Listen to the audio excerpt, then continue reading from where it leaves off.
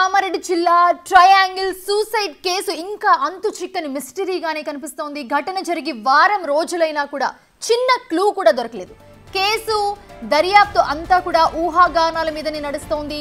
SI, constable, operator మృతిపై ఇంకా మరెన్నో అనుమానాలు తలెత్తుతూ ఉన్నాయి. దీంతో కామారెడ్డి పోలీసులపై రోజు రోజుకి కూడా ఒత్తిడి పెరిగిపోతుంది.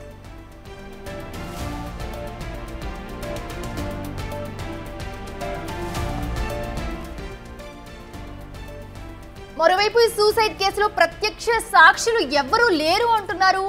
ఎస్పీ సింధు శర్మ ఆత్మహత్యల ప్రమాదమా అనే కోణంలో విచారణ జరుగుతోందని తెలిపారు. నిఖిల్ ప్రాణహాని ఫిర్యాదు సైతం తన దృష్టిలో లేదన్నారు. నీటి నమూనాలు, మొబైల్ ఫోన్లను ఫోరెన్సిక్స్ ల్యాబ్ కు పంపించామని తెలిపారు ఎస్పీ.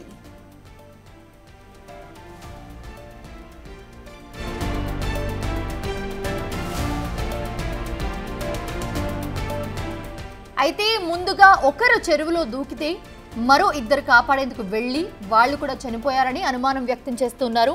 ఈ కేసు దర్యాప్తులో ఫోరెన్సిక్స్ రిపోర్టే కీలకంగా మారనుంది.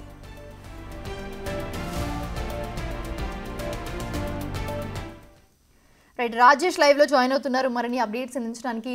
రాజేష్, ప్రస్తుతం చూస్తున్నాము ఈ ట్రయాంగిల్ లవ్ స్టోరీలో వారం రోజులు గడుస్తూ ఉన్నా కూడా ఒక్క క్లూ కూడా దొరకలేదు. ఇక్కడ మెయిన్గా ఫోరెన్సిక్ రిపోర్టే ప్రధానంగా కీలకంగా మారనుంది. ఈ రిపోర్ట్ బట్టే నెక్స్ట్ ఏం జరిగింది, ఎలా జరిగింది అనేది ఒక పక్కకి వచ్చే అవకాశం కూడా కనిపిస్తోంది. సో ఏంటి అసలు వారం రోజులైనా కూడా ఊహాగానాల నుంచి తప్ప ఏం జరిగింది అన్నది అసలు ఎందుకు తెలియలేదు? మనకి ఫోన్ నుంచి ద్వారా కానీ, బంధువుల నుంచి ద్వారా కానీ ఎక్కడి నుంచి ఏ చిన్న క్లూ కూడా దొరకలేదు అసలు. నిజంగా కూడా అంటే గత వారం రోజుల్లో జరుగుతున్న మిస్టరీకి సంబంధించి రాష్ట్ర వ్యాప్తంగా పోలీస్ శాఖలో కలకలం రేపిన ఘటన కామారెడ్డి జిల్లా అట్లూరు రైలారెడ్డి పెద్ద చెరువులో ఆత్మహత్య చేసుకున్న అటు సాయి కుమార్ కావచ్చు, ఎస్ఐ, కానిస్టేబుల్ శృతి కావచ్చు, నిఖిల్ కావచ్చు, ముగ్గురు ఆత్మహత్య ఘటనపై ఇప్పటి వరకు మిస్టరీగా మారింది. ఎక్కడ కూడా ఎలాంటి క్లూ దొరకడం లేదు. ఎప్పుడైతే సాయి కుమార్ వాళ్ళని కాపాడే ప్రయత్నం చేసినప్పుడు సాయి కుమార్ జోబులో ఉన్న ఐఫోన్ కావచ్చు, అది తడిసి ముద్దయింది. దానికి సంబంధించిన డాటా అంతా ఎరేజ్ అని చెప్పి పోలీసులు చెప్తున్నారు.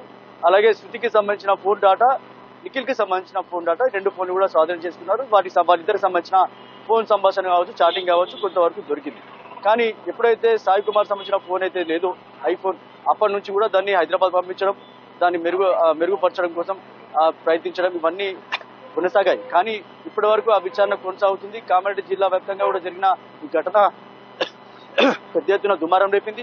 ఈ నేపథ్యంలో జరుగుతున్న విచారణకు సంబంధించి ఇప్పటి వరకు ఎలాంటి డాటా దొరకలేదు. 7 రోజులు గడుస్తున్నది కానీ ఇప్పటి వరకు ఎలాంటి సమాచారం రాలేదు. ఎస్పీ సింధు శర్మ విచారణకు సంబంధించి సీరియస్ గా తీసుకుంది. ఇప్పటి వరకే విచారణ కొనసాగుతుంది.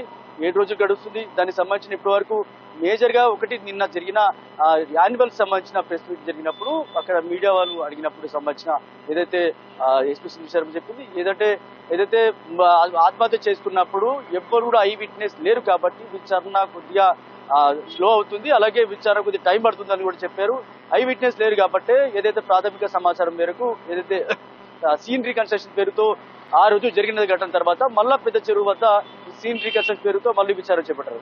అక్కడ పెద్ద చెరువు దగ్గర రావడం, లేకపోతే వాళ్ళు ఎక్కడ ఎవరైతే చనిపోయారో ఆ సీసీ ఫుటేజ్ అయితే మన సెల్ ఫోన్స్ కావచ్చు, అక్కడ నుంచి ఎంత దూరంలో ఆత్మహత్య చేసుకున్నారు, దానికి సంబంధించిన చెరువులో వారి నీరుని సేకరించడం కావచ్చు, వీళ్ళ ఆత్మహత్య చేసుకున్న తర్వాత వీళ్ళ బాడీలో నుంచి నీరు తీసుకోవడం కావచ్చు, ఇదంతా ఫోరెన్సిక్ పంపారు.